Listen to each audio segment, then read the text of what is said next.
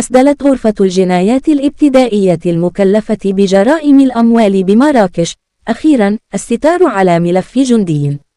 متابع بالارتشاء وتنظيم وتسهيل خروج أشخاص مغاربة من التراب الوطني بطريقة سرية وبصفة اعتيادية والاتجار في المخدرات والمشاركة في تصديرها، وحكمت عليه ب8 سنوات سجنا نافذا وغرامة باء 3 مليون. وقضت المحكمة وفق منطق الحكم نفسه بأداء الجندي 165 مليون درهم أي 16 مليارا ونصف المليار سنتيم لفائدة إدارة الجمارك والضرائب غير المباشرة مع تحميله الصائر وتحديد الإكراه البدني في الأقصى. وتورط المتهم وفق الصباح في شبكة لتهريب البشر والمخدرات والمشاركة في تصديرها إلى الخارج،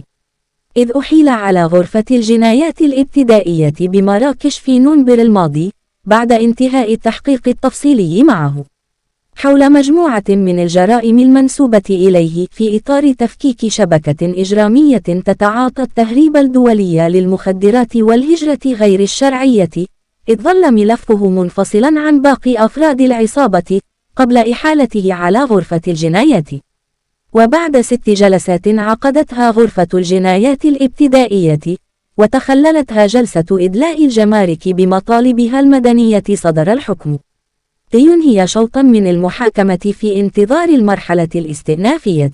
وبصدور الحكم وصل عدد الجنود الذين مثلوا أمام غرفة الجنايات الابتدائية إلى 5،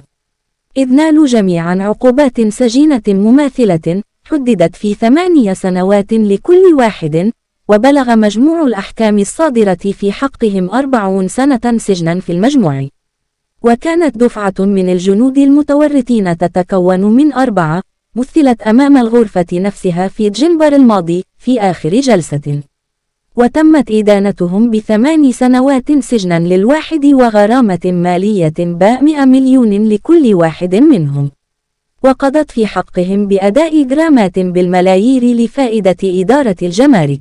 وسقط المتهمون تباعا إثر تحقيقات بوشرت بعد تفكيك شبكة للاتجار الدولي في المخدرات والهجرة غير الشرعية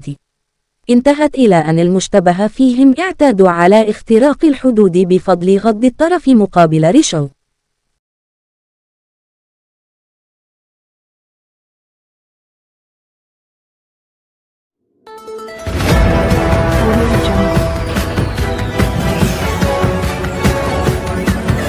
Audio